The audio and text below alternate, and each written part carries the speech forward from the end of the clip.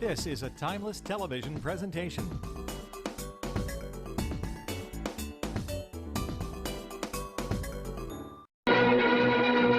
Timeless Television presents Guess the Year. Here is today's Guess the Year. All the clues are hidden in the clips. See if you can guess the year, and we will reveal the answer at the end of the program.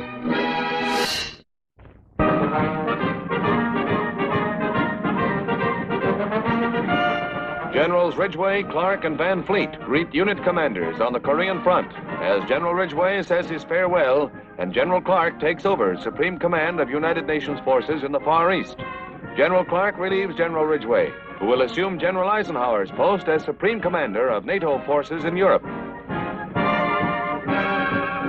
General Clark was commander-in-chief of American troops in Italy during World War II and now takes over one of the most difficult assignments of his long military career. He will have overall responsibility for the conduct of the war in Korea, as well as the stalled truce talks, now in their 11th month.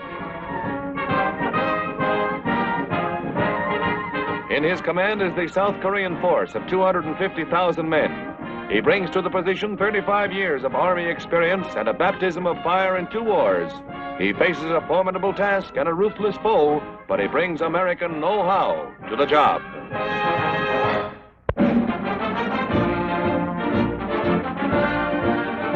Here are first pictures released by the Air Force of the B-60 bomber, newest and biggest weapon in Uncle Sam's aerial arsenal.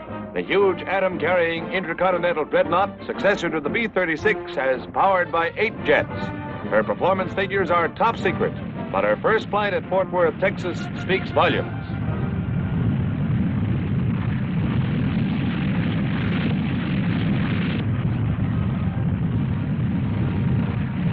The B-60 can carry a lot of eggs in one basket. Have you guessed the year yet? Stay tuned. The answer is coming right up.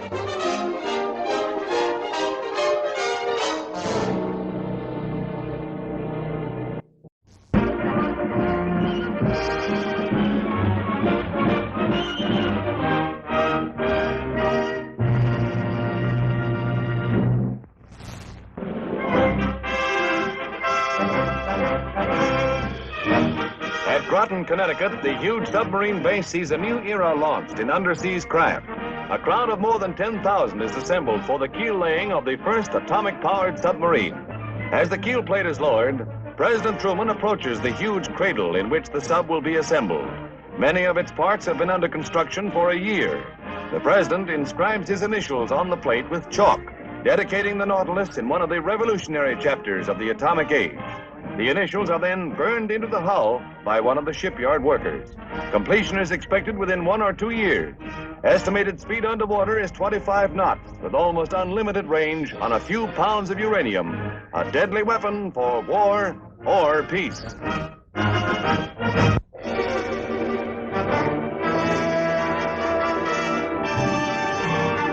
The final mop-up of rioting red prisoners begins in earnest as paratroops use tear gas, flamethrowers, and concussion grenades in the cleanup job.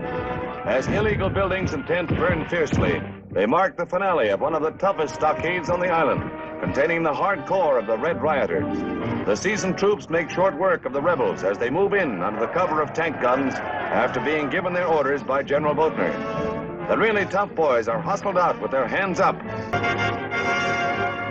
While roads are clogged, stations are deserted.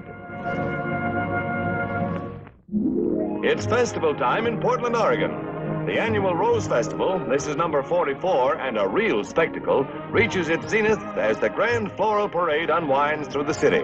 250,000 persons, home folks and visitors alike, view the colorful festival parade. Its theme, childhood memories, carried out in millions of massed blossoms.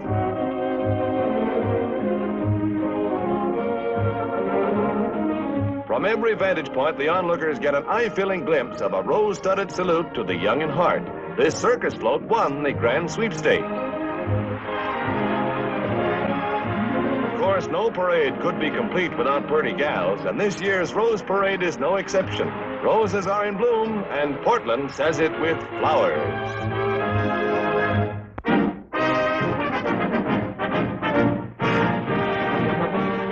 crowd of 25,000. Biggest ever to see a soccer game in this country. Two of England's top teams demonstrate the fine art of Europe's top sport. On tour of Canada and the U.S., the Tottenham Hotspurs and the Manchester United continue their feud, which began when Manchester dethroned Tottenham as British champions earlier this year. Since then, however, the Hotspurs have been hot. They have not been beaten in 10 starts. The Manchester Booters in the white pants aren't in the same league at all here in Yankee Stadium, the home that Babe Ruth built. Soccer is to Englishmen what baseball is to us, and the Hotspurs are giving their old rivals a lesson in how soccer should be played. As they say back in England, good show. The battle of old rivals turns into a rout. The Hotspurs go on a spree to win 7-1. And as we say back here, tisk, tisk. 66 cowboys and 9 cowgals from 12 western and southwestern colleges vie for laurels in the Portland Rose Festival Rodeo. Oregon State College is host to the young riders who discover this is no cinch course. It may be part of Rose Festival doings, but a bucking bronc by any other name spells defeat for students seeking a degree in acrobatics Wild West style. Flunking out here can be mighty rough, too.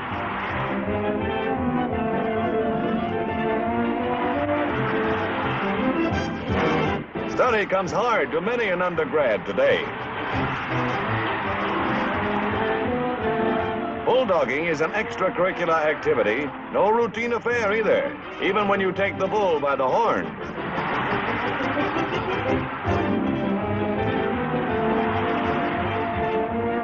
For their final exams, the collegians meet their stiffest test of all, the Brahma Bulls.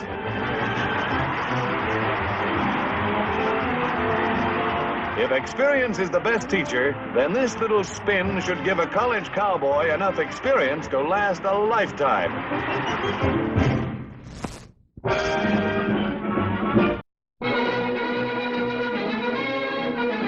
Did you guess that today's featured year was 1952? Tune in again for another Guess the Year.